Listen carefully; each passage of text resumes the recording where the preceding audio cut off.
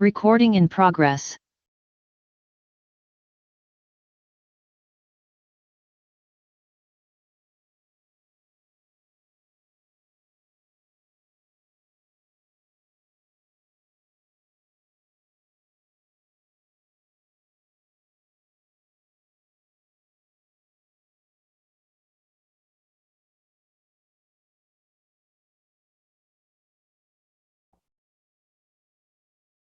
All right, good morning, everyone, and welcome back for another David Hartman webinar. Thank you for joining us today. My name is Donna Chow, and I'm your host and your moderator for today's class.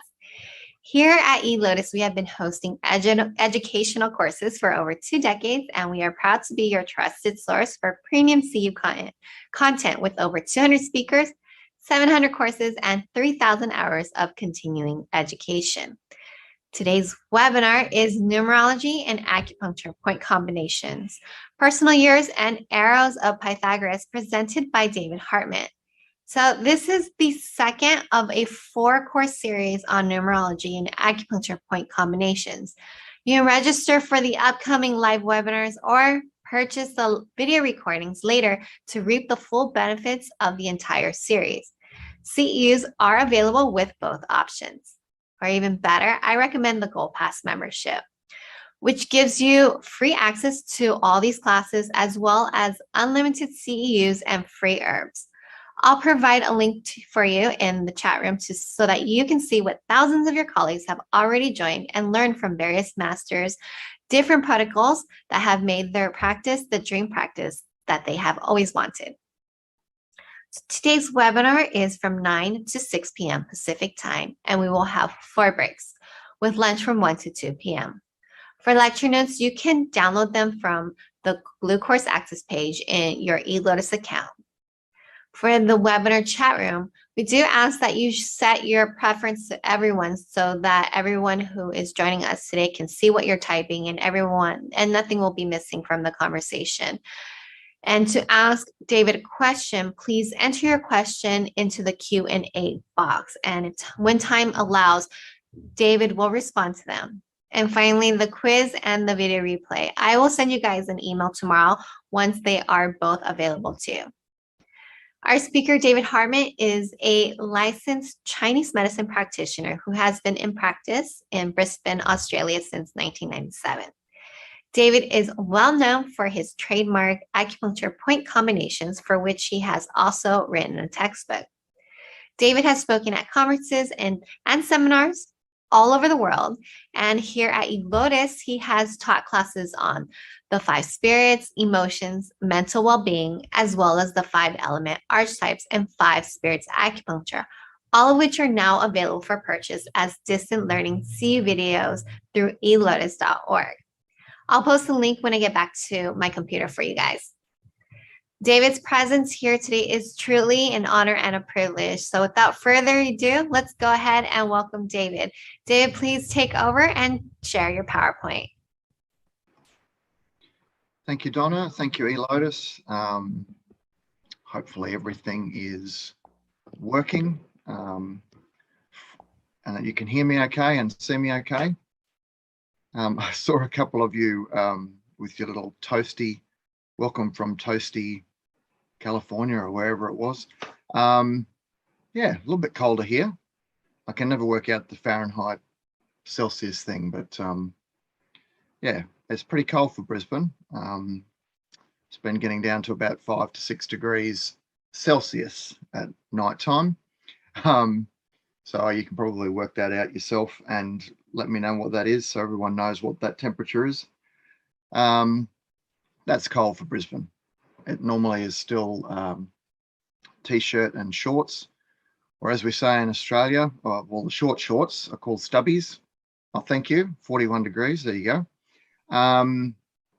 Yeah, so it's a bit confusing because in Australia, a beer bottle is called a stubby, but short shorts are also called a stubby or stubbies. So there you go.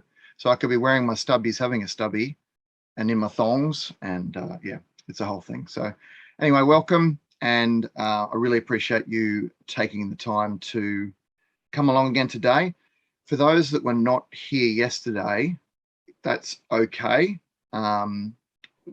we kind of tried to make sure that the days were separate enough that it didn't have to be that you attended each day, because we've got obviously quite separate stuff. But for those that were here yesterday, this will add in and continue to round out your knowledge base, I guess, about the numerology system, and then how that obviously can be incorporated into Chinese medicine. So as I said yesterday, it's an exciting opportunity to, I guess, take something that has been of particular interest to me over the better part of the last 30 or so years.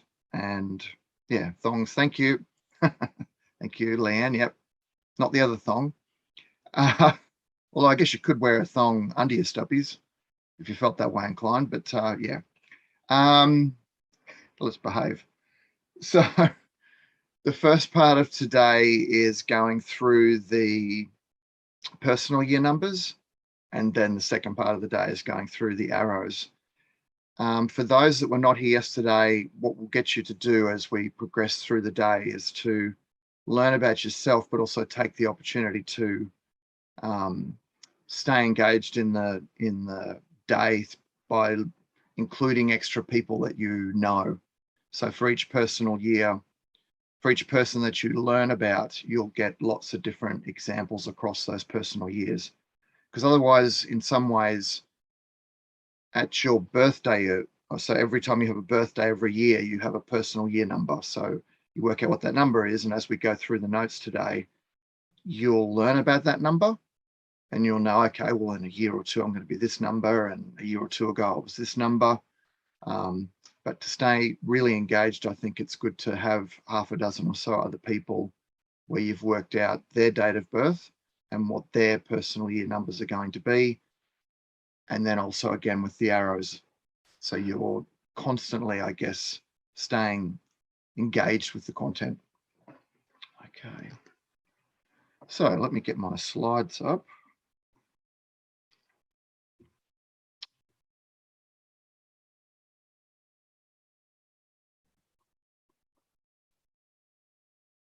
All right.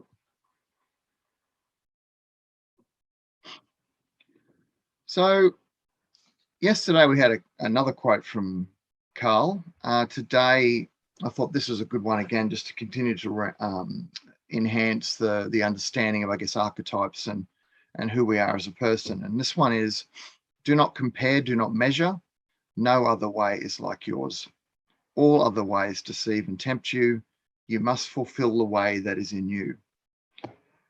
And the thing I liked about this particular quote is that it kind of fits really any archetype system you want, or if you don't necessarily even care all that much about archetypes, what it's hopefully doing, I guess, is challenging you to really look at yourself and go, well, is this a representation of what is really me?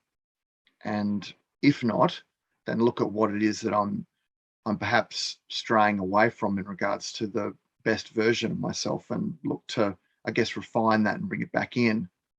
And as we go through today and we do personal year numbers, we look at universal years as well.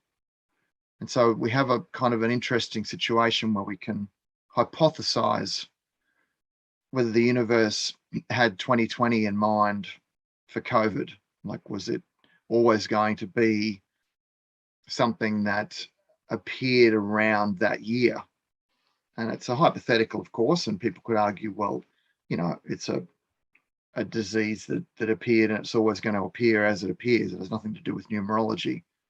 We're going to, I guess, hypothesize what the 22nd of February 2022 meant, because there happened to be 6 2s on that day. So we're going to look at some of these interesting things that have been happening the last few years, and I guess hypothesize about them as well. So again, not assuming that you were here yesterday. So obviously yesterday we went through the main ruling or life path numbers. If you missed yesterday, it's, as Donna said, there's an opportunity for you to go back and watch that and learn from that and work out what your ruling number is.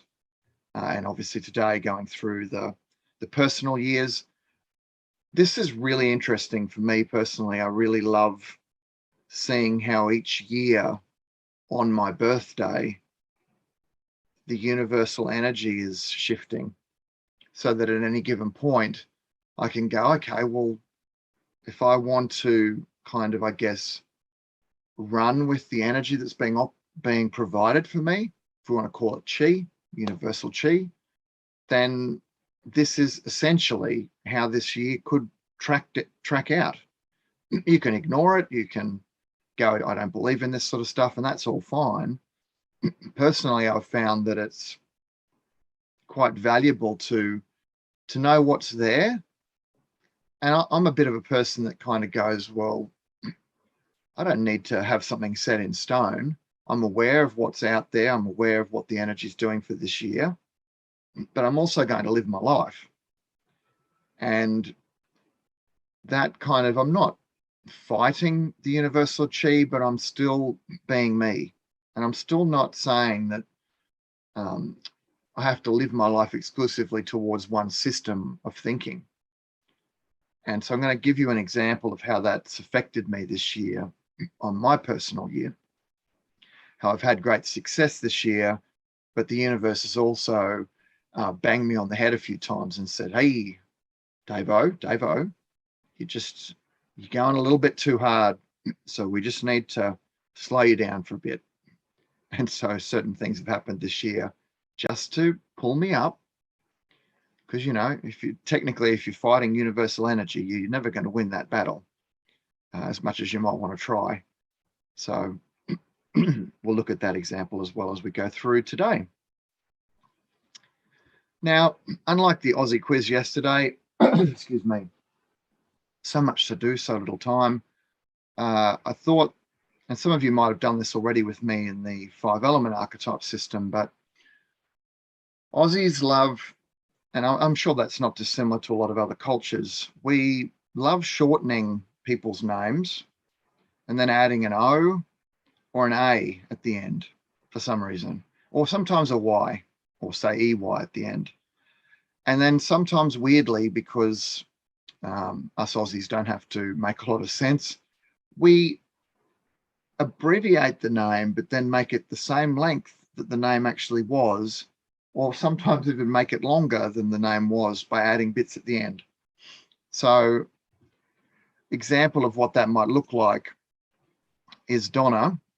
If you shorten Donna, you essentially get Donza, so that's not really shortened it. Sharon becomes Shazza, that hasn't really shortened it. Bill gets Billy, which kind of made it almost longer. Steve, Steve-O, and David, Davey. I don't like that. Don't call me Davey. But some people quite like that when they're called David. But essentially what you do is you shorten your name and then add an O or an A to the end of it. So some of you want to put up on your chat how that might mean that your name is, your Aussie name. What's your Aussie name? So I'd be David, Dave, Davo, Penza. I know. Kimo. There we go. That's a good one. Betsy. Beto. Beto. That's what is it?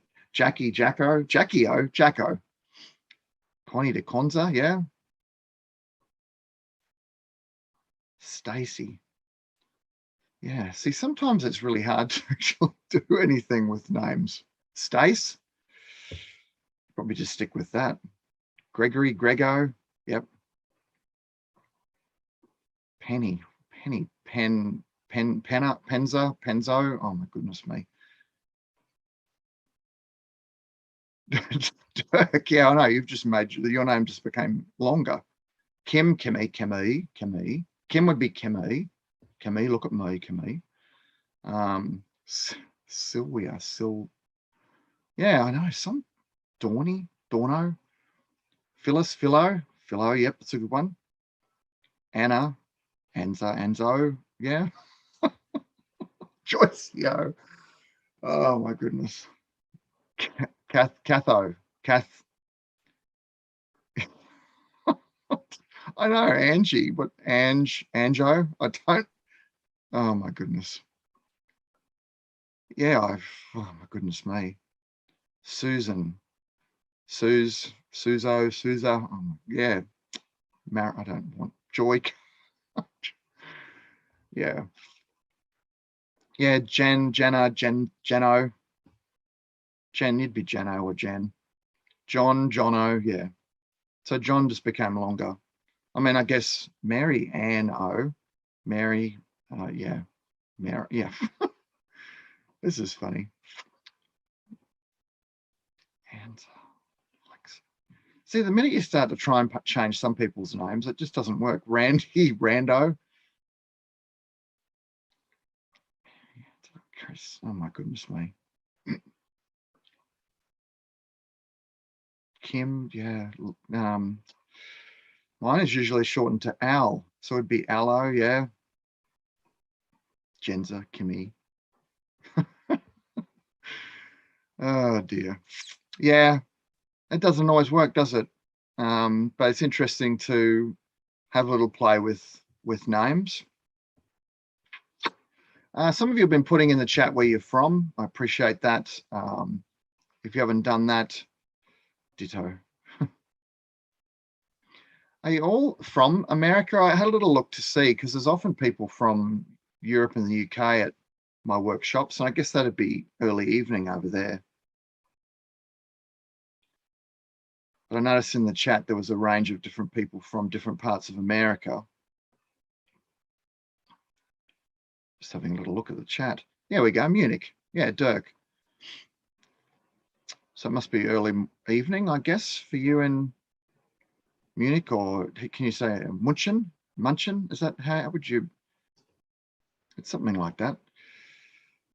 Santa Cruz, Long Island. Yeah, so what's that, about 12 o'clock then?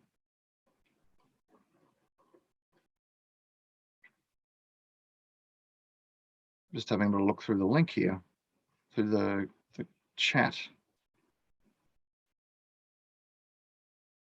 Yes, there we go. Oh yeah, Toronto, Brazil, lovely. Iran, fantastic. 6 p.m. in Munich, yeah. Lovely. And how long have you been practicing for?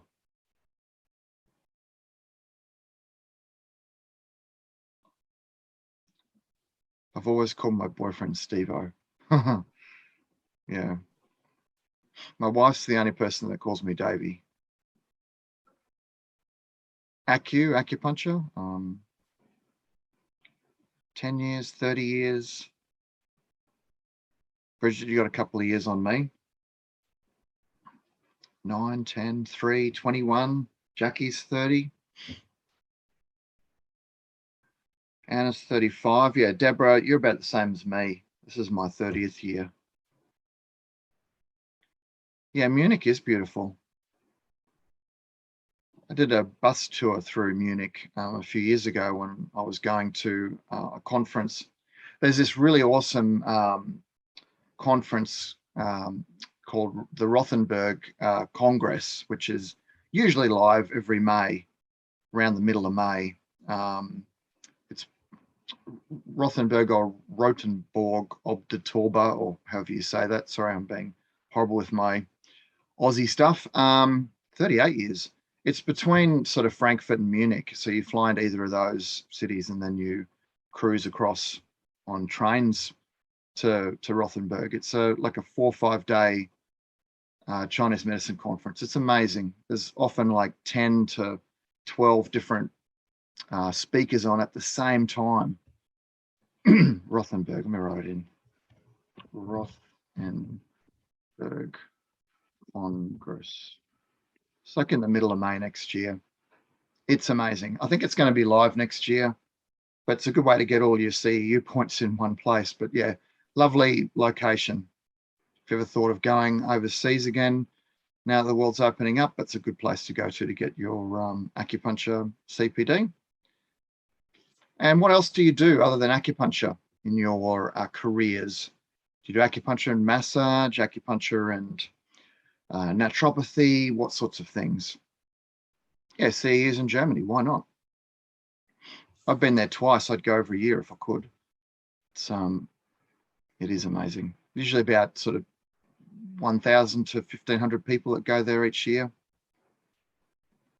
Classical Japanese acupuncture,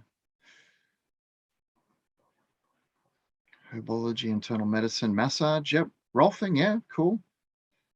Registered nurse.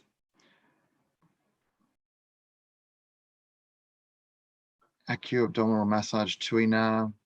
Yeah, for those that don't know, Tuina is like, I guess, Chinese acupressure, massage. Teach Qigong, lovely. Shiatsu. Herbs. Cool.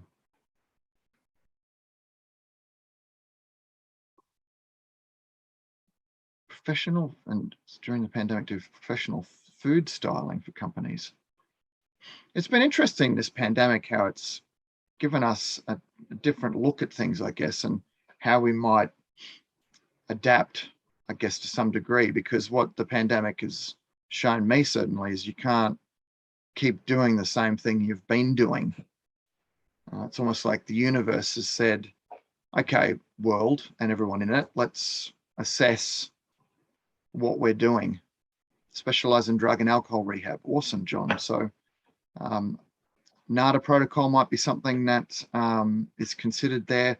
For drug and alcohol rehab, I don't necessarily do NADA. I have some other strategies based on the type of drug, based on alcohol. Fascinating area. Yeah, interesting stuff. Lots of different sorts of things. Autoimmune diseases, okay. Some very challenging places that people are working in. Yeah, thank you, Kim. That's a very bang on. What a beautiful wide range of healers indeed. Bless you all. Thank you for sharing. I really do appreciate that. It's hard when you stare at a screen to remind yourself there are actually people out there specializing in fibromyalgia. Yeah. Remote acupuncture. Yeah. Thank you, everyone. It's unfortunate, I guess, in some ways that it isn't live, because the thing I like doing is in the breaks, engaging with people and chatting to them face to face and learning more about you all. And that's unfortunately not something we can do. But, down the track, the world will not stay closed forever and we'll be able to do live stuff again. Yeah, and tuning forks. Thank you, Jackie. Yep. Thank you, Kim. So I live in Brisbane. Look it up on the map as to where it is. It's is a lovely part of the world.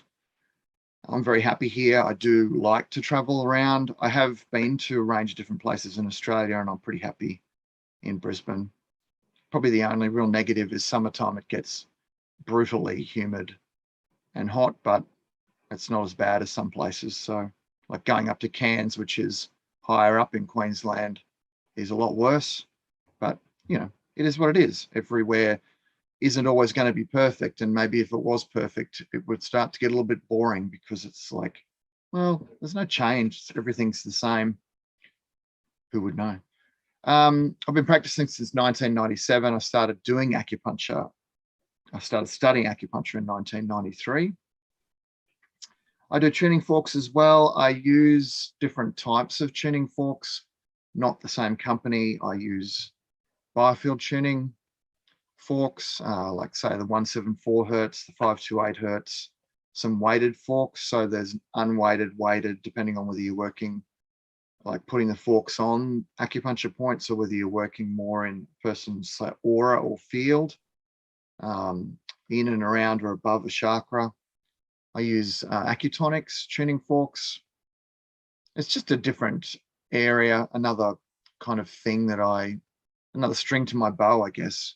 I did do massage for a long time, but you can see, well, you can't really see, but like I've broken basically every finger I have, and I've had some accidents with stuff as well. So massage for me has become problematic in regards to my ability to do that. And so tuning forks became a convenient substitute, I guess, a different way of looking at doing something. So where I might have shoved my thumbs into a point, I can now push a tuning fork down into that point. It's, I guess, a different way of looking at something. Obviously, numerology is important to me. The drawing analysis is kind of a little bit of a side project. It's quite interesting. My mum knows a bit about it. So for some patients that are really struggling to get a sense of who they are, you get them to draw images of things, and it gives you a look into, I guess, their subconscious, and helps to, I guess, get a better look at the inner workings of the person. Sometimes a person's rational mind dominates over the top of everything else and acts almost a bit like a bully, and so you lack a sense of what's happening, I guess, underneath. And if you get out of your own way for a minute and just draw something, then it can give you quite profound outcomes. So today, as I said, the first 3 parts as we head into the lunch break will be on the personal year numbers. So the first bit before our first break is laying down what a personal year number is, explaining that process, look at colliding numbers, and then how to work your personal year number out. So there's a dedicated section for that. Now you can work it out anytime you want, but if you're like me, and I said this yesterday, I struggle as a multitasker. And so if I'm trying to work out my personal year number while I'm an attendee and someone else is talking, I can't do both. And so my recommendation to you is that you wait till the dedicated opportunity to work out your personal year number. Depending on how the time goes, it'll either be before the first break or straight after the first break. And we'll have, say, 10 minutes to work it out. And we'll put it up on the chat if people need confirmation of what their personal year number is. And it's an opportunity for you to work out multiple people's personal years. So as stated yesterday, have half a dozen different bits of paper with a person's name, date of birth, and then under that we'll put the personal year number, what the date and the number for those people as well. And you can start to track a range of different people's personal years. And what's interesting is that you might go, oh, I'm a 4 personal year this year, and my daughter is as well. And then you kind of compare how your 4 years have gone against each other and see if one of you is having a better year than the other one. Like, you constructively, I guess, compare what's happening. And then looking at what other people's years are throughout the, as I said, the morning. We have a quick look at universal days and years, and that's where we'll look at the 22nd of February, 2022, and what that meant as a day for all of us and what it meant for kids born on that day. A hypothetical, because we haven't had that number pop up in a very, very long time, and possible, yeah, anyway, we'll get to that. And then we look at the hypothetical of what 2020 and COVID has meant for us. And then we'll just lay down the ground rules of how the point combinations are constructed in regards to putting elements and spirits to them as well. And then I will try to allocate as much time as I can to question and answers. For those that were here yesterday, that's dependent on how I go with my slides and my time.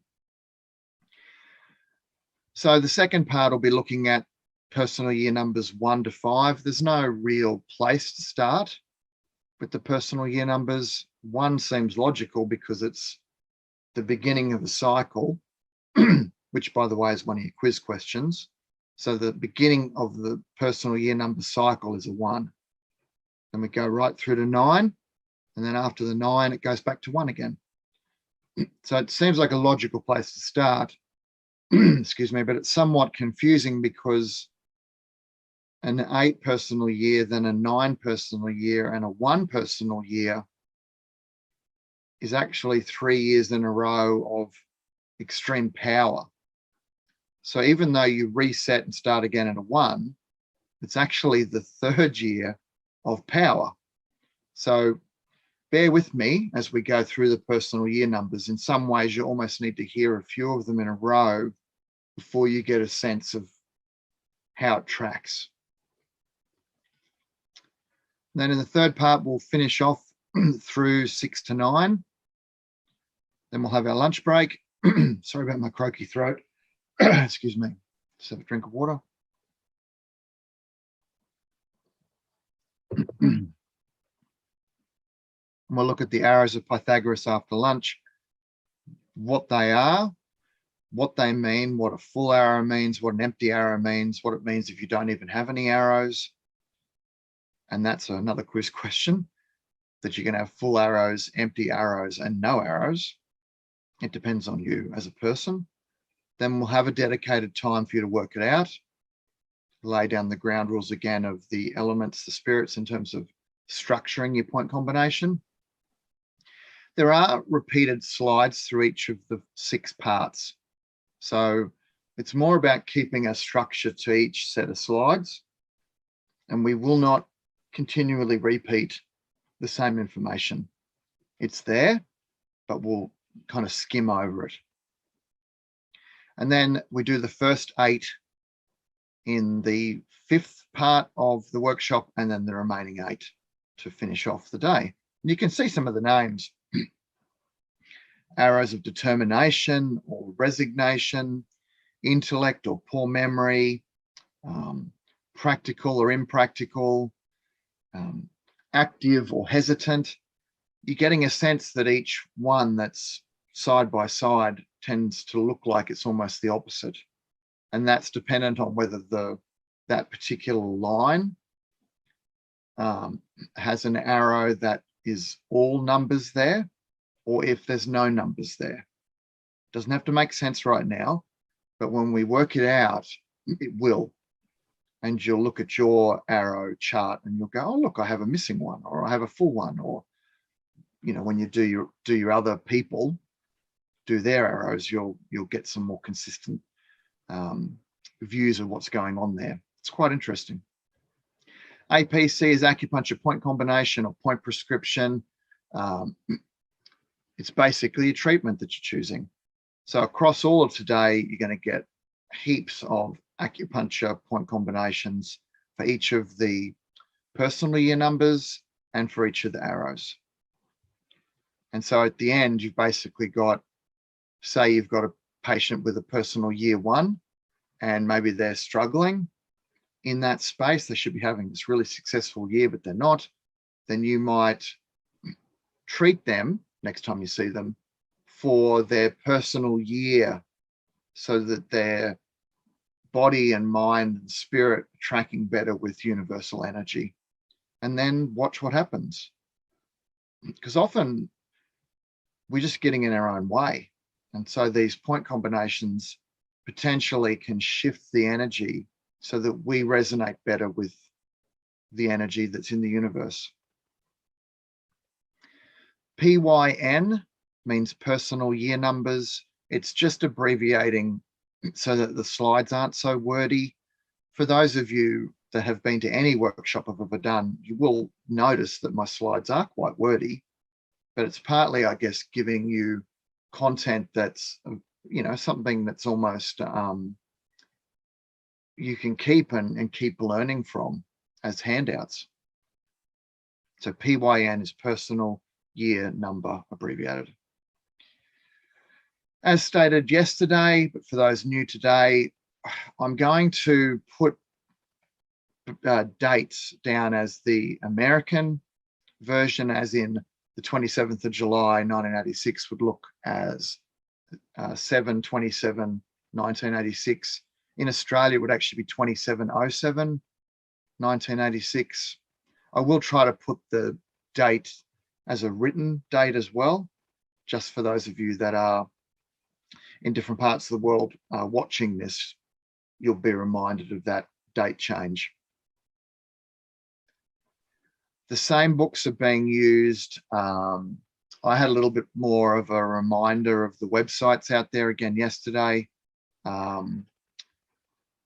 And I had another look at Dan Millman's Peaceful Warrior website, and that's actually really handy again, as I said, to put dates into, especially for your ruling number. So personal year numbers. We have all found that some years of our lives stand out for their exemplary progress, others for their time-consuming frustrations. These cycles allow an important balancing and overall growth. There are, in fact, cycles of change in the life of every person, which can be readily analysed, recognised and applied to each year through which we pass while on Earth. Once we arrive at this point of recognising our cycles of change, we shall become aware of their purpose and act more wisely in cooperating with them. I'll come back to that. More progress is always achieved by swimming with the current than by fighting against it. I like the little finish there. But the key bit is that third little paragraph. Once we arrive at this point of recognizing our cycles of change, so working out what your personal year number is, we shall become aware of their purpose and act more wisely in cooperating with them. Now, again, it's dependent on how strict you want to be or whether you want to test the waters. As I said, I'm always willing to challenge myself and challenge the universe a little bit. But I'm also very aware of what year I'm in.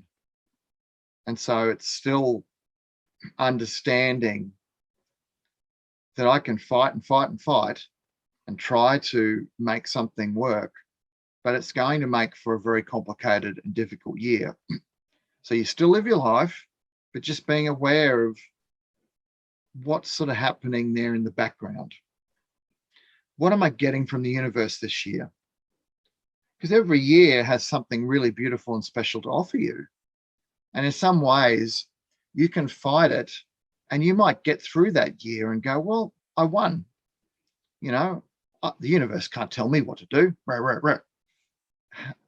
It catches up to you because the universe is giving you opportunities to grow across 9 years.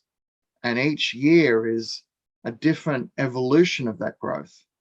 So if you fight that and get through to the next year and feel like you had a really, really interesting year that wasn't tracking with really what was supposed to happen that year, the universe will sometimes say, well, you didn't listen and you missed an opportunity of personal growth there. So let's backtrack. And so the next year is almost like a mushing or a merging of 2 years at once, because the universe is trying to say, well, you still didn't learn about this back here. So let's fast track you through that so that we progress. And again, if that's not making a lot of sense, as we go through each personal year, you'll go, oh, I get what David's saying now. What Davo's saying. So this is a bit of a summary of what we've already talked about, what we're doing.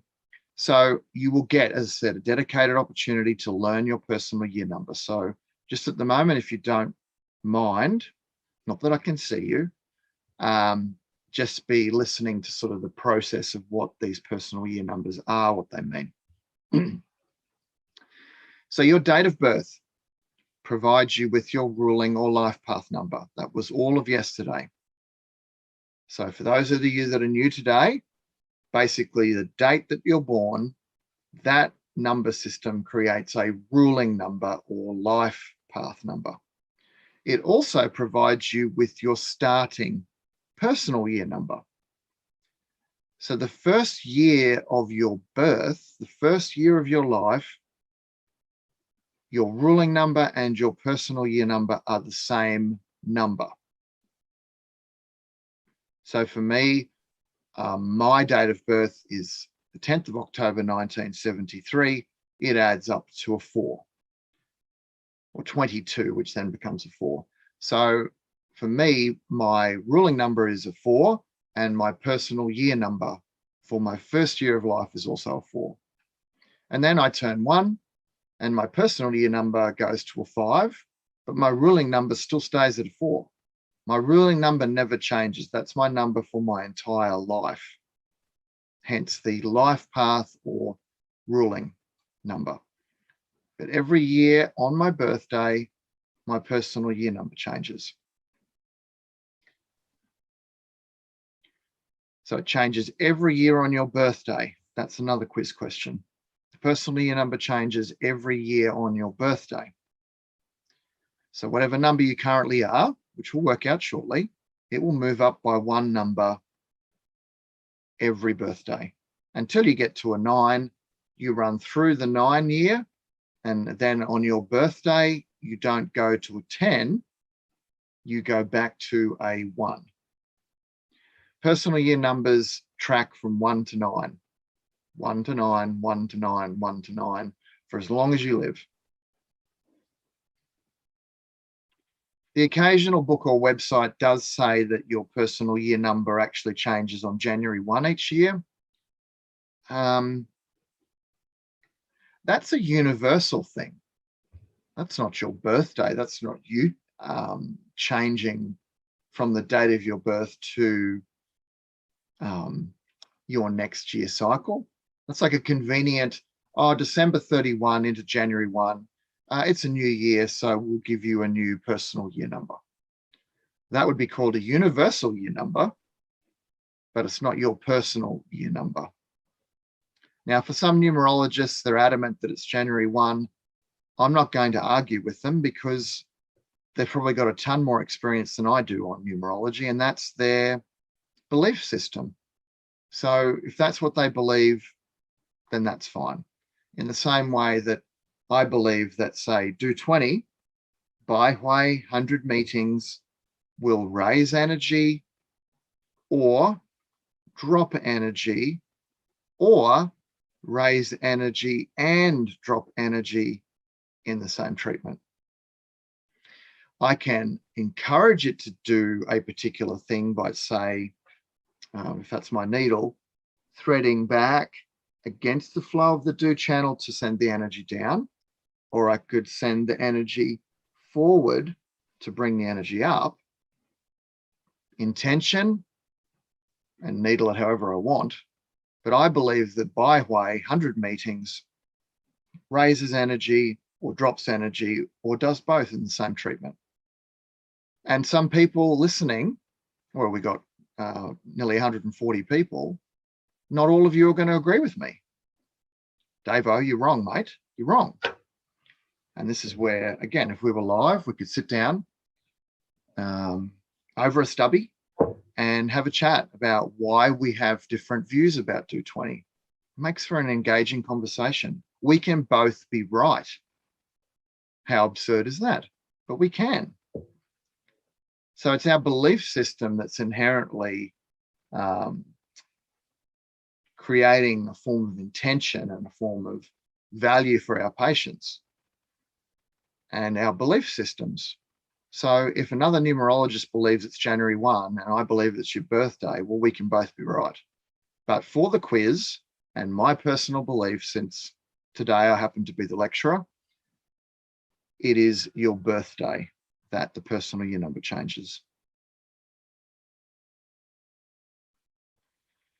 So it's a number to consider alongside your ruling life path number. And that's why yesterday I got you to write your name at the top of a blank piece of paper, your date of birth, and what that added up to for your ruling number.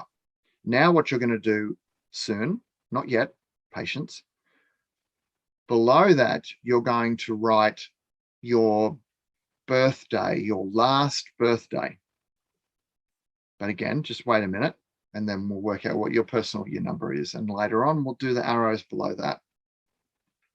So your ruling number, of course, is the one that governs your entire life. The personal year number changes from year to year, meaning that every year, different universal energies will come and go for every birthday that you have. So the personal year numbers give you an insight into how universal energy is operating in your world. Each year you will have different energies that will direct your flow. And if you're in tune, then with your body energies, then you will very much be in tune with universal energy. However, and here's the interesting thing, if you feel like you're constantly running into barriers then maybe you're not in tune with what the universe is offering you. Some years are lazier years, years to still live your life, but when it's time to switch off, you bloody well have to switch off. Like, I know that's swearing, but the universe is very blunt here. This is a year where you need to rest and recharge. Live your life, sure, but when it's time to rest, you need to rest. And if you don't, the universe says, I'm going to make you rest. And so it makes you sick so that you stop. So if you're in tune with the universe, then there's no reason for you to be forced to slow down. Other years where it's a non-stop action-packed year where you've got all the energy you need, but yet you're not feeling all that energetic, at any given point, the universe might give you this superpower week or superpower day or superpower month where you go, oh, where did all this energy come from? I've been so lethargic, but all of a sudden I've had 10 coffees. Some funny examples that cartoons do all the time. I mean, we love Scooby-Doo, and Scooby drank coffee once and Scooby ran around upside down on the roof. I mean, it was hysterical. And that's what can happen sometimes in some years where you wonder where the energy came from. And that's the universe going, well, here's the energy, use it. It's like fast tracking. If you had a few months where you didn't achieve much, the universe kind of fast tracks it, says, here's a whole chunk, go and make it happen. So here's my birthday. So again, 10th of the 10th, 1973, you add all the numbers together, you get 22. Then you take it back to a singular, 2 + 2 = 4. You can keep it as a double digit, 22/4. And again, with the someone like, say, the Dan Millman Peaceful Warrior website, he does the double digits and the singular digits. So you can learn a little bit about both. That's my ruling number. And for my first year of life, it was also the same personal year number, which I've mentioned. From there, when I turned 1 year of age, I went into a 5 personal year, then 6, 7, 8, 9. At the end of the 9, I go back to a 1 again. And we look at what that transition means as well, and so on. Regardless of what number you start with for every birthday, it goes up by 1, and at the end of the 9, it goes back to 1. Now, I've said that a few times now, but just to, again, remind you, and it was a quiz question, that the start of every cycle of personal year numbers, it's a 1. So, of course, you probably worked this out, or maybe you go, oh, well, duh, once you've seen this, and we did touch on it yesterday, colliding numbers. So for that first year of your life, your ruling number and your personal year number are the same. And then every 9 years, the same numbers collide again. And they collide and like hug, embrace. It's like two magnets getting attached to one another. Hey, buddy, how you going? Oh, it's been ages. Yeah, well, it's been 9 years. Let's, it's like you catch up for a weekend with your mates once a year. And it's, that annual kind of catch up, and you have to do everything, and you're catching up a year's worth of information in 3 days. This is what kind of happens every 9 years, where the two numbers get together again. But what needs to happen is you really need them to be hugging, connecting, attaching, like the two magnets that stick. That creates the strength. It's like they're better together than apart, as opposed to them coming together, boing, boing, in an argument. They're colliding, rejecting one another. So for every single person on the planet, this happens for everyone. So everyone in the first year of life have the colliding numbers, colliding for the good or colliding for the bad. Happens again at 9, 18, 27 years of age, 36, 45, 54, 63, 72, however long you live for. And we'll talk about the potential for the best or worst colliding number years in a minute. But there are certain periods in our life where they're very much those kind of make or break parts of our life. So when they're the same, they're called colliding numbers. Again, just think about it as being potentially a collision that's a hug and magnets connecting, or a collision where you bump into someone, hey buddy, what are you doing? And there's a buck or an argument. And so the two numbers are like two magnets that will not attach no matter how much you try, they will not. So the colliding numbers, there is no middle ground. It's not like the magnets sometimes connect and sometimes don't. It's not like we've just flipped it over and hello, we're connecting. You can be having a really bad year and have acupuncture potentially doing one of the numbers, and you can turn the magnet and they can hug if they weren't. I guess it's possible to make the hugging not hugging and reject, but why would you do that? Obviously, acupuncture is trying to help a person become better, not worse. So you can turn the magnet with treatment. You can, or, personal growth, but they won't just turn on their own if you keep getting in your own way. So they're either attracted to one another or they bounce off all the time. And you have a busted and broken year, or you have a world-class year where everything's just humming along beautifully. And we've talked about this, so it's like magnets being pushed together.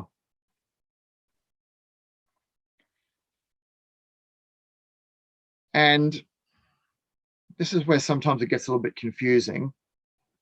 So there's kind of 3 personal years where it can be an issue in terms of having a really bad year. And that is if it happens when you have, this is where if you're a ruling number 9, so not a personal year number for a minute, just go back to yesterday. So if you have a patient or a friend or yourself are a 9, a 1, or a 2 ruling number, and then on your birthday, you hit a 9, a 1, or a 2 personal year, then this is where you can have the greatest year or a really difficult year. Okay, so say you're a ruling number 9 and you have a personal year number 9, then the 2 9s are really good or really bad. If you're a ruling number 1 and you have a personal year number 1, again, really good or really bad. Or you're a ruling number 2 with a personal year 2, same thing, really good or really bad. It doesn't seem to be quite as offensive if you're a ruling number 3, 4, 5, 6, 7, or 8, and you hit your personal year number. So 3 and 3, 4 and 4, 5 and 5, 6 and 6, 7 and 7, or 8 and 8. It's partially to do with the dynamic of what's happening in the personal year. What's the energy of the universe giving you? And in a 9, 1, and a 2, when we talk about them up to lunchtime, the energy is so dynamic in a certain way that it really does profoundly affect people that have the ruling number and the personal year number clashing. That's not to say that I'm a 4 ruling number, that a 9, a 1, or a 2 personal year number might not have its own challenges for me too. It's just, again, it's like multiple things all piling up on top of one another. And I'll talk about that in a minute when we talk about how my last 12 months have gone with my personal year number. I've had piling up of amazing, awesome stuff. But there was just a little bit of time there where the universe said, Davo, you're just going a little bit hard this year. This is not the year for 12 months of unlimited external growth. And so it pulled me up short. And again, we'll talk about that a little bit later. And then on top of that, the worst years of your life or best years of your life will tend to be, and that's assuming, basically it's every 27 years. So short of someone still living for 27 years more past 81 years of age, and what is that, 19, 7, 108, 27, 100 and, yeah, 108. That would be another year, or whatever it is, 27 years after 81. Not many people live for that age. So when they collide, you have a really good year or a really bad year, in particular when it's the first year of your life, when you're 27 years old, 54, 81. Okay, so one would argue that a broken year for someone that's in their first year of life, a very sad and traumatic situation might be, say, sudden infant death syndrome, where it's just too much. The body of the child it's just too much for them to handle the two numbers together. Now, I know that's probably really sad, and I guess it's one way of looking at that the little soul just couldn't track in this particular time, and that if you believe in reincarnation or not, potentially a future opportunity might be a little bit better for them. Regardless, the first year of everyone's life potentially can be incredibly awesome or very difficult. Even come down to how your birth is. Was it a really traumatic birth? I almost died when I was born. I came out arm first. They dislocated my shoulder. They grabbed forceps, suction cups, ripped me out of there. I had a cone head. As I said, I almost died. They put me in a humidity crib straight away. I didn't get to hug my mum. My dad was at the pub, so I couldn't hug him anyway. But this is 1973. Fathers weren't necessarily at hospitals for births back then, justifying why my father wasn't around. See how I did that? And then they gave me the measles vaccine, as you do. Back in 1973, I don't think they had the triple dose, and then I got measles and almost died again. So it was a very traumatic start, and obviously traumatic for poor old mum as well, but it was a traumatic start to my life. And it could have been too much, but we pushed through. And then potentially 9, 18, 27, 36, 45, 54, every 9 years, you get the double up of the number again. But then again, it's to do with the pyramids and numerology that we don't go into because it's a bit advanced, extremely difficult to explain talking to you on a computer. And in some ways, how much extra value does it offer you? And you're already doing 2 full days of numerology this month and possibly 2 more next month. From experience, it's about what I think you can get best value from. And I don't know whether the pyramids really need to be something that go in as an introductory part of numerology. But the pyramids often basically forming that every 27 years of your life, you get a peak in your pyramid around there. So 27 is another really big year. And interestingly, we have this kind of club that the internet is having quite a bit of fun with, called the 27 Club. which are people that are famous that have died when they were 27. And what are some examples? Some of you know already. You're probably going to put it in the chat, aren't you? Kurt Cobain was 27. Amy Winehouse was 27. Jim Morrison was 27. The Doors, one of my favorite bands of all time. Poor old Jim, he was 27. His wife, partner Pamela Courson, was 27. So Jim died when he was 27, and his partner Pamela died when she was 27. Jimi Hendrix was 27. One of the greatest female singers of all time, Janis Joplin, she was 27. And on and on and on. And why do you have to be famous and die traumatically when you're 27? You don't. And then there's this kind of bleeding out period as you transition from 27 to 28 years of age. That can also be quite traumatic, and it'll make more sense as we go through the personal year numbers. So there almost needs to be another club, like the 28 set or the 28 club or whatever. So our Aussie boy Heath Ledger was 28. Bruce Lee's son Brandon Lee was 28. How are these people dying? Heath Ledger, accidental drug overdose from too much prescription medication. How did Brandon Lee die?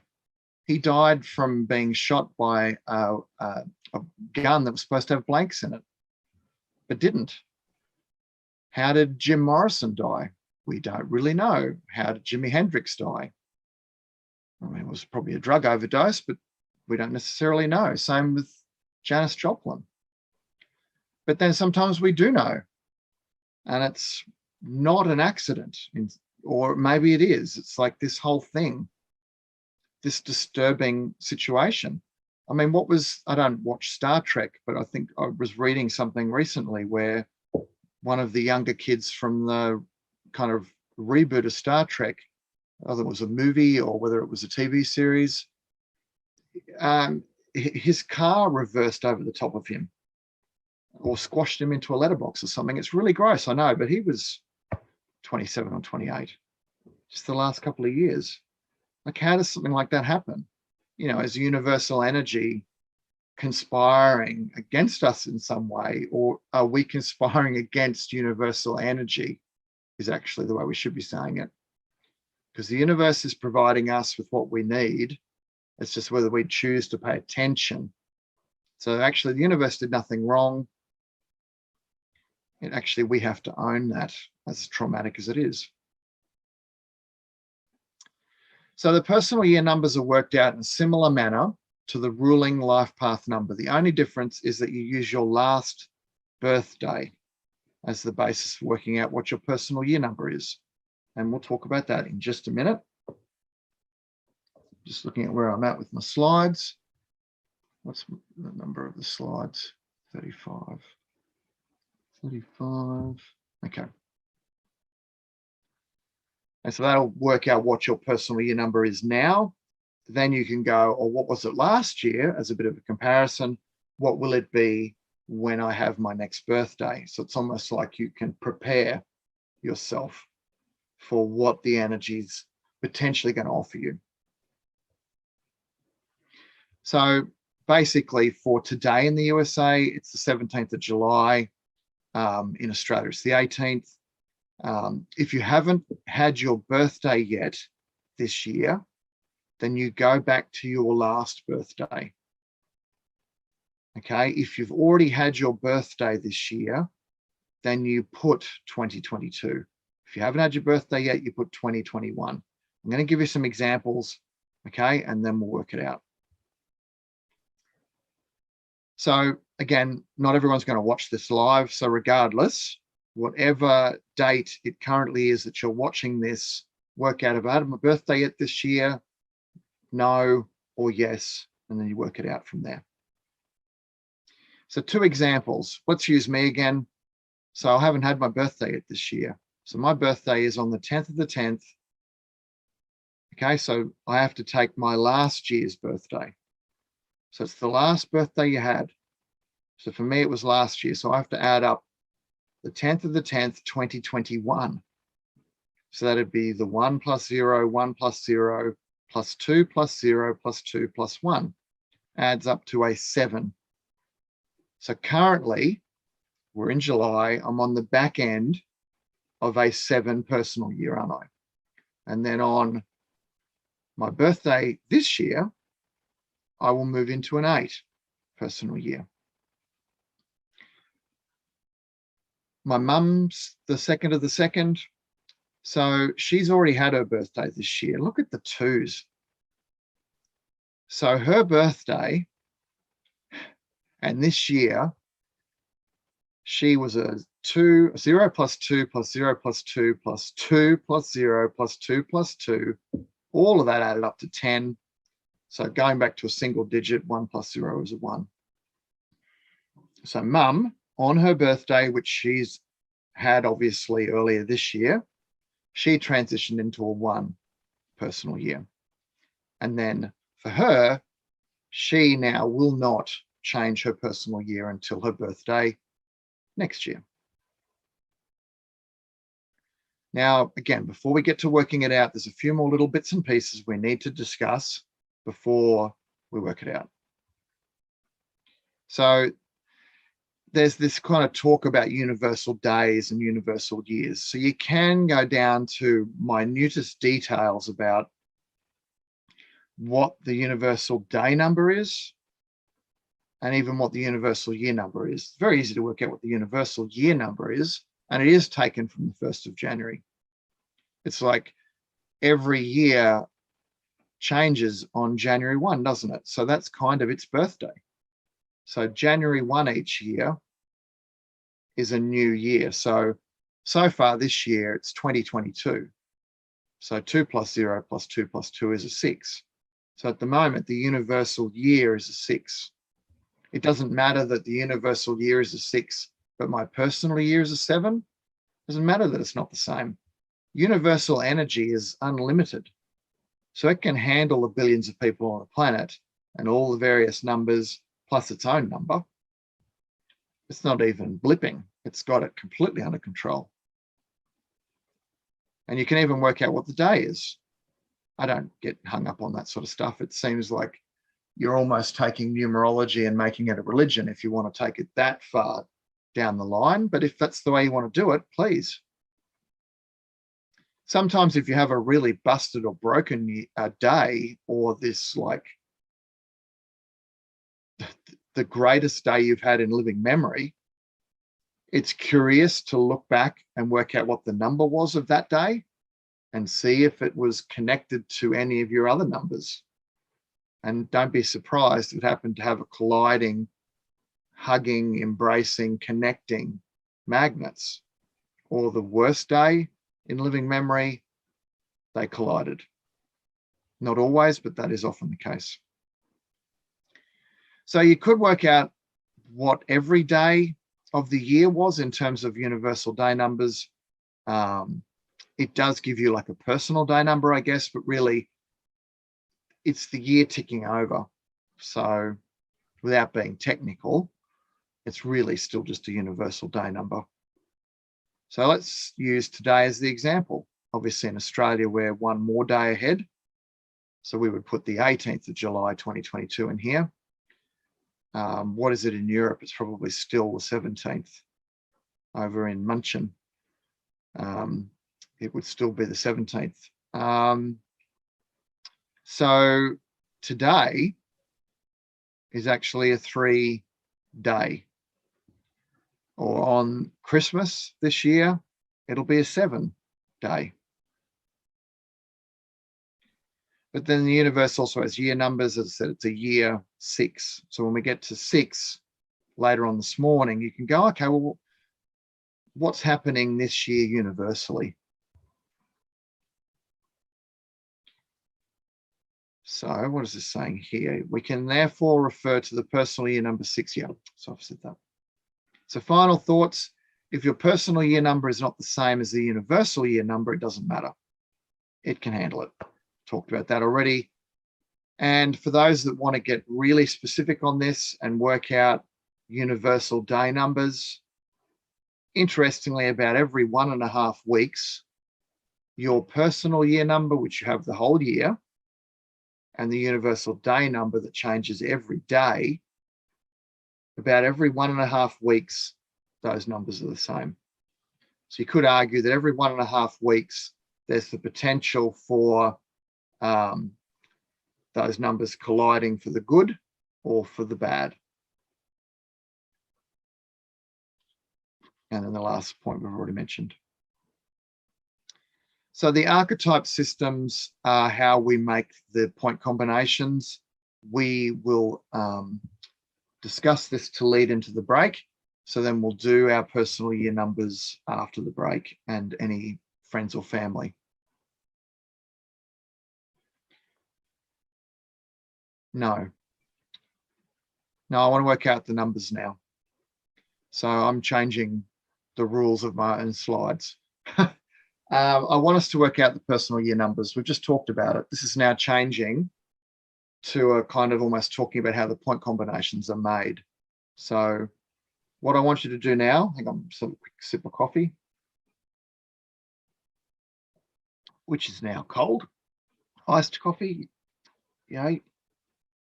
What I want you to do, and if you need to just check, I can't check all 140 of you in the chat, but what I want you to do is work out your personal year number. So let's go back to a slide. Where am I going?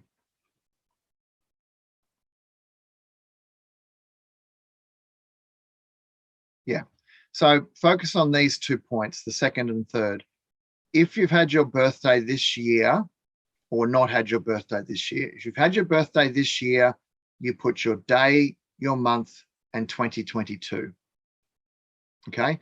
If you've not had your birthday this year, then you go back to your last birthday. So say for me, it was the 10th of the 10th, 2021. So where was your last birthday? Was it this year, last year? Put down that year and the day and the month. So in the chat, if you want to put some examples up.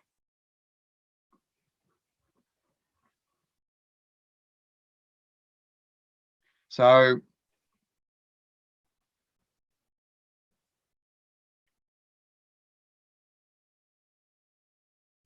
I'm just looking back at some of this. Some of you are saying it's your birthday today, are you? I'll look back at that chat during the break and see if there's anything here. So some of you are 4s, 5s, 6s in a 4-year till October.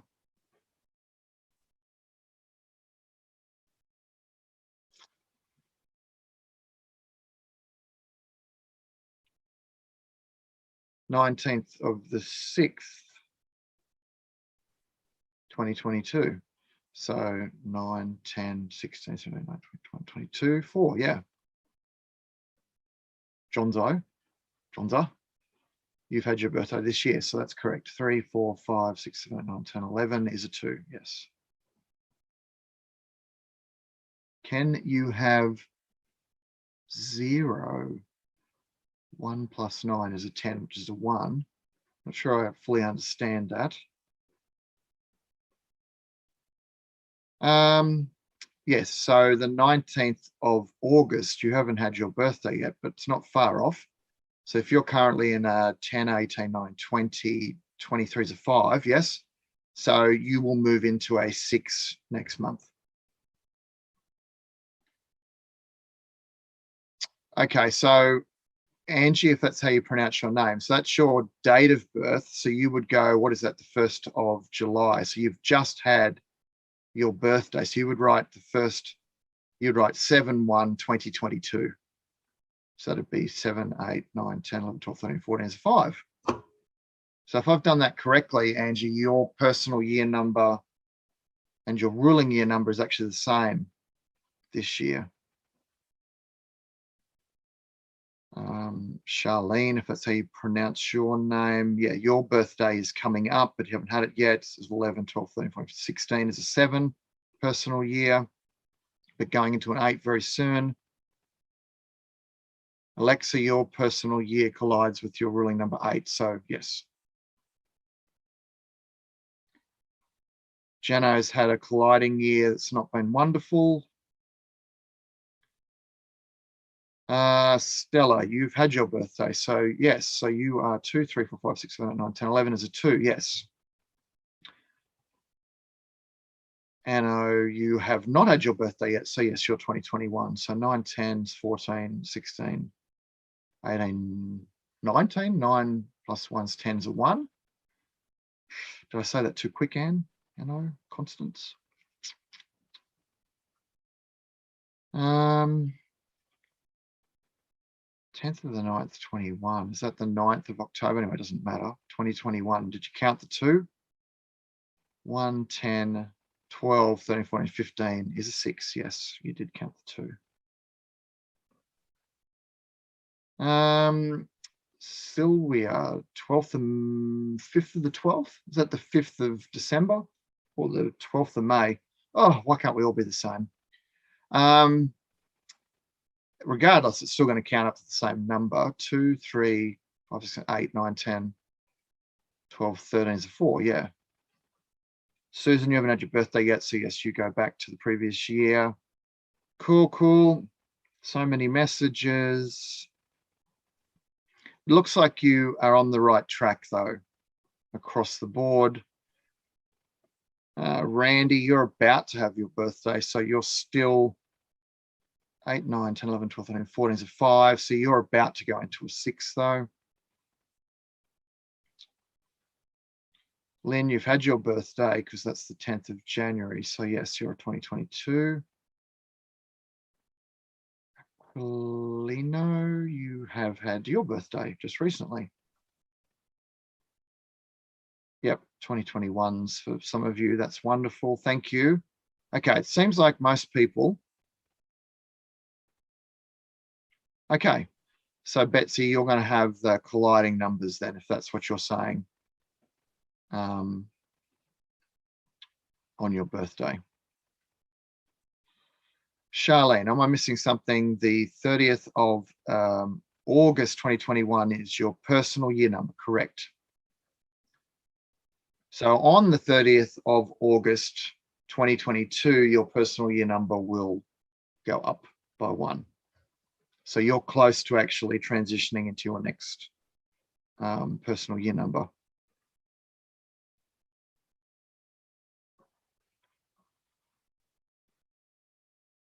Oh, it's been a great year. So colliding in a good way, yeah. Look, they talk about personal year numbers. Is there any master personal year numbers? Thank you, Lena, if I've said your name correctly. Some numerologists put master year numbers down for personal years, so they can mention the value of that. The personal year numbers for me seem to track really just 1 to 9, back to 1 to 9, back to 1 to 9. Haven't sort of necessarily seen big differences there in terms of having a master personal year number, but I mean, maybe it's something to pay attention to. Constance, your last birthday was the 14th of September, yeah, last year. So 9, 10, 14, 15, 16, 17, 19. Ooh, have I added that up wrong? 9, 10, 14, 15, 16, 17, 18, 19. 9 plus 1 is 10, so it's a 1. So, Constance, I think that's a 1, and you'll move into a 2 next birthday.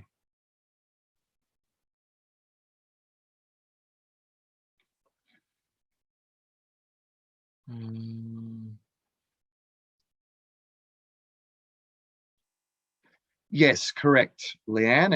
It's the appropriate year. So it's the year of your last birthday. So your ruling number is, for me, 10th of the 10th, 1973. But my personal year number is my last birthday. So 10th of the 10th, 2021.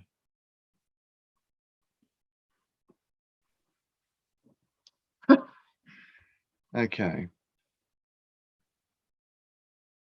Yeah, so thank you for sharing, Dara. Man, I cannot keep up with all of these messages, but thank you so much for being involved and engaged. yeah, possibly a really super intense year if the master year number matches with your ruling number. Yeah. My ruling number is 5. Personal number is 5. If you're currently in a personal year 5 right now, then this is your colliding year right now. But at your next birthday, then it would no longer be.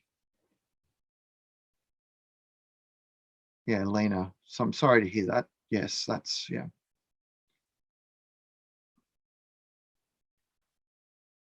Yeah, it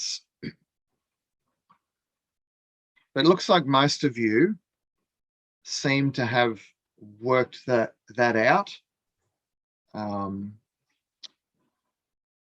Yes, all I can say is because there's so many of you, it's very difficult to check everyone. But Angie, if you're, where are we going back? It was just there, wasn't it? How far back?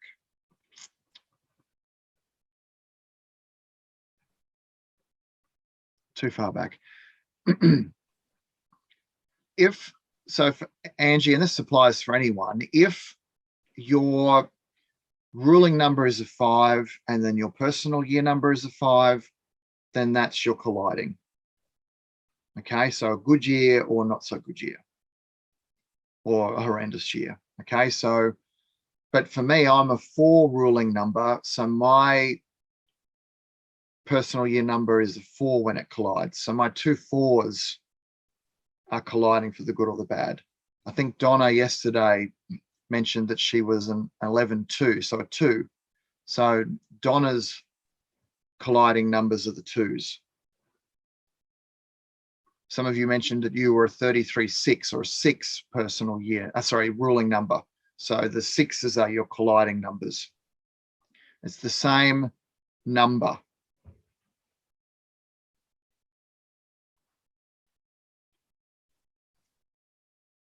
Okay, so Angie, you're in a 1 personal year. So when you get to a 5, yes, that will be the colliding numbers if that's your ruling number.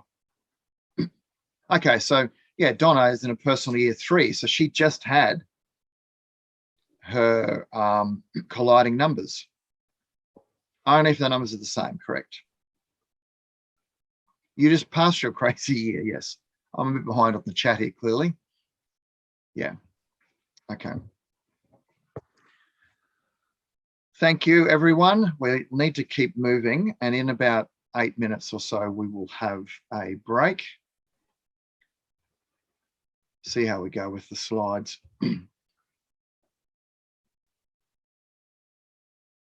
So where am I up to?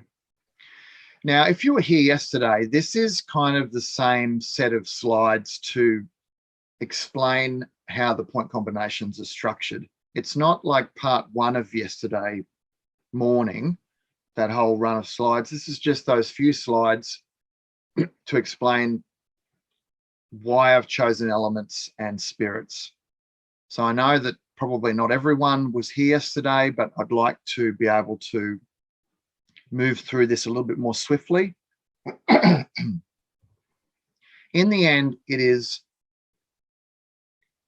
me using that 30 years of Chinese medicine experience, the 30 odd years of numerology experience, and subjectively or objectively, I can never get that right, kind of going, well, how could we construct treatments in the same way?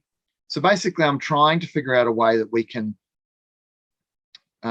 merge numerology with Chinese medicine in a way that we can construct a treatment to help our patients. In the end, it's about finding a way to give you a treatment that you can use for your clients. Okay, so that's how it's been built, but not through lack of common sense or experience. In a not dissimilar way to say, you have a patient with a condition that you've not treated before. So we mentioned earlier, someone was saying that they treat fibromyalgia. So I haven't treated fibromyalgia since I first graduated. I had 2 fibromyalgia patients and 2 MS patients at the same time. Like, what are the odds of that? And unless you're kind of specializing in that sort of field, so which I wasn't. So that was when I was early 20s, like mid 20s. So that's been 20 odd years since I've treated a patient. I've had patients with fibromyalgia since then, but they have not wanted acupuncture for it. So if I was to treat it again, I would want to learn more about it. So by learning about it again, I would go to websites. I would, learn as much as I could from medical journals and things to get a sense of what it was. As I understood the signs and symptoms of it and learnt what it was presenting as for my patient, that whole picture creates the point combination in my head. And that's how these point combinations are created on the slides for you today. They're created via design. It's like what I talked about with little jigsaw puzzle pieces in my brain. It's like lots of different pieces kind of coming together to create the completed jigsaw puzzle. And that's the design of the point combinations. So they won't necessarily match your own archetype. So whatever personal year number you're in, it changes every year. So it could never fit whatever archetype you are. Now, if you've done 5 element archetypes, then you'll look at the numbers and you'll go, oh, I'm not that. That's not my archetype. But it changes every year. It's different to your ruling number that's the same number for your whole life.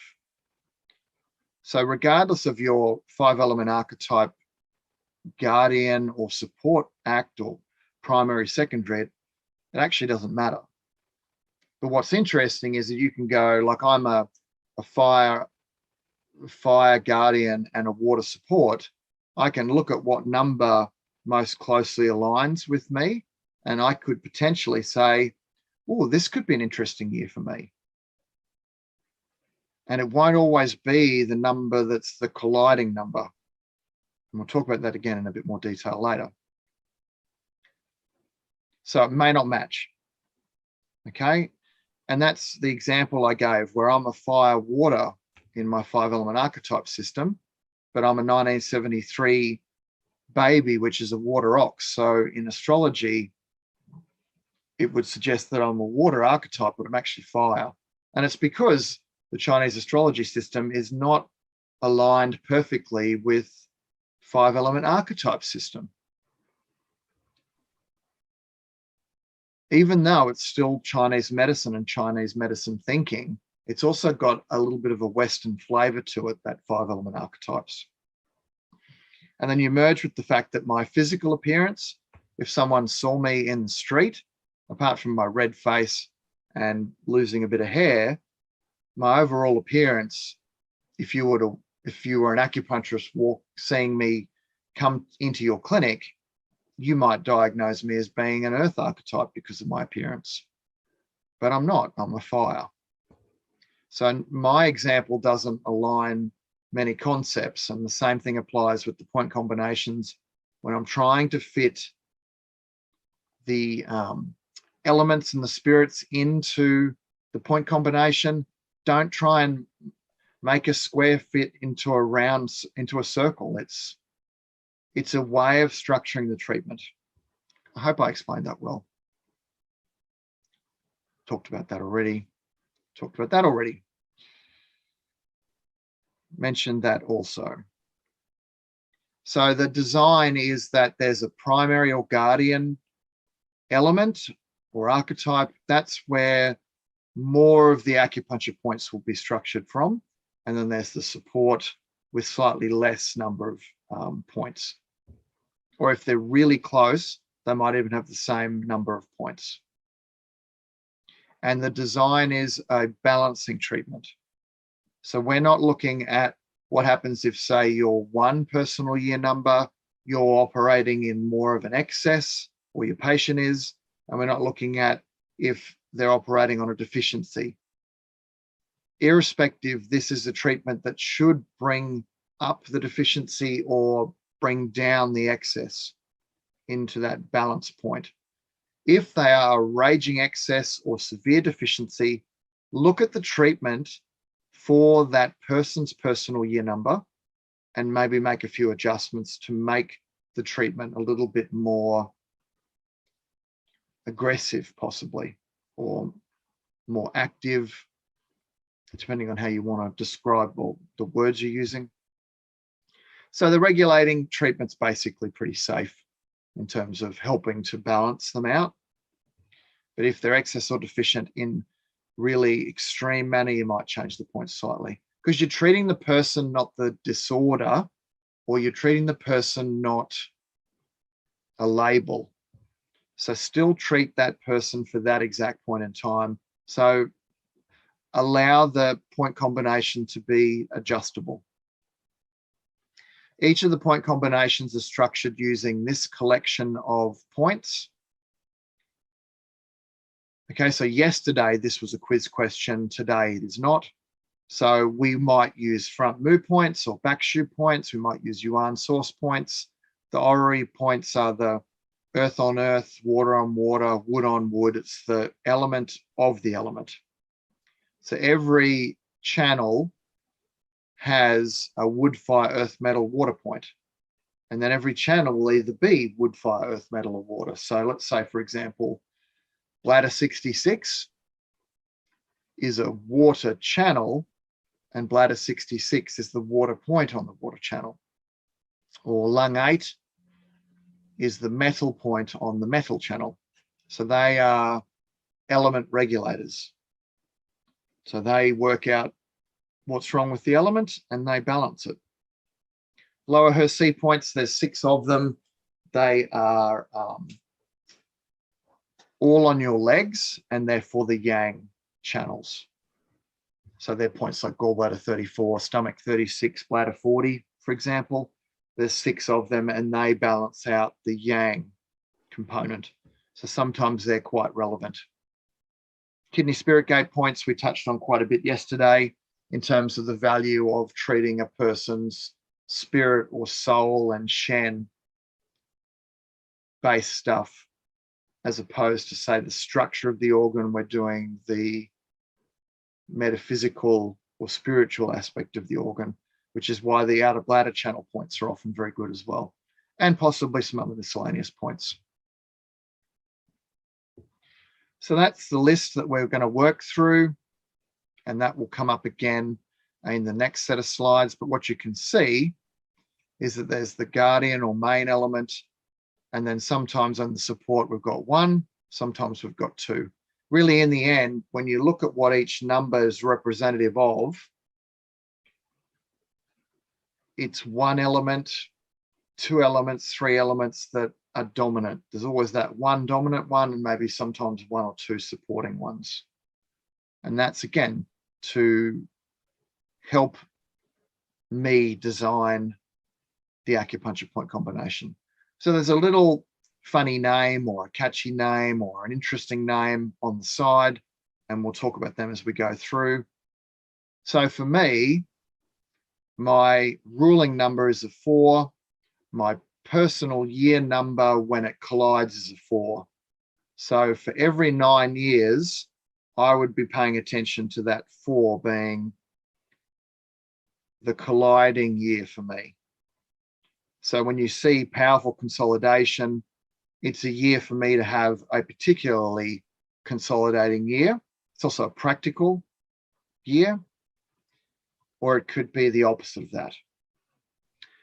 Using Donna as the example, she's an 11-2, and she just had her 2 personal year. So for her year was very intense within probably her internal processing system, how she's viewing herself, how she is processing external information and filtering it through into her internal environment, and other things. But she can go back when we get to 2, she can look at that. And the same applies for different people. We mentioned, so I saw someone say they had a 6. So if they're a 33-6 and they just had a 6 personal year, then that's your colliding numbers. So I hope that made sense. And you can even look at your 5 element archetypes.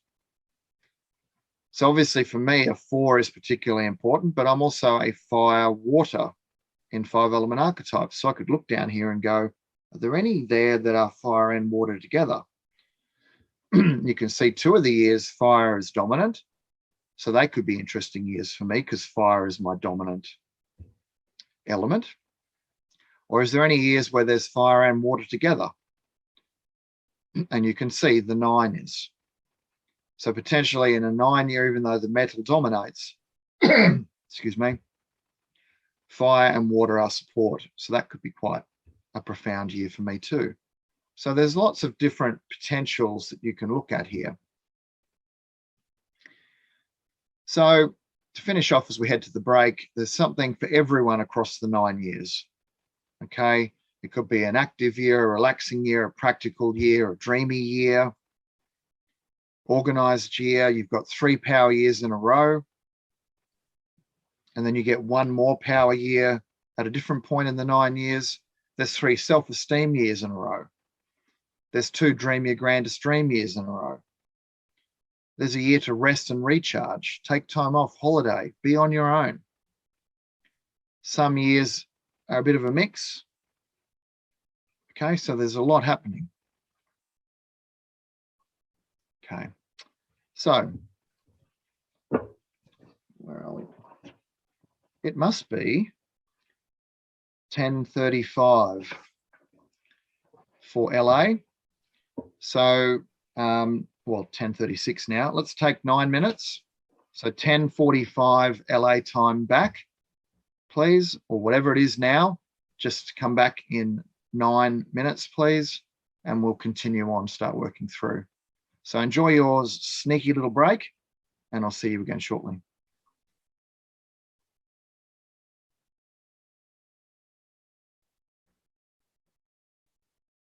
Recording stopped.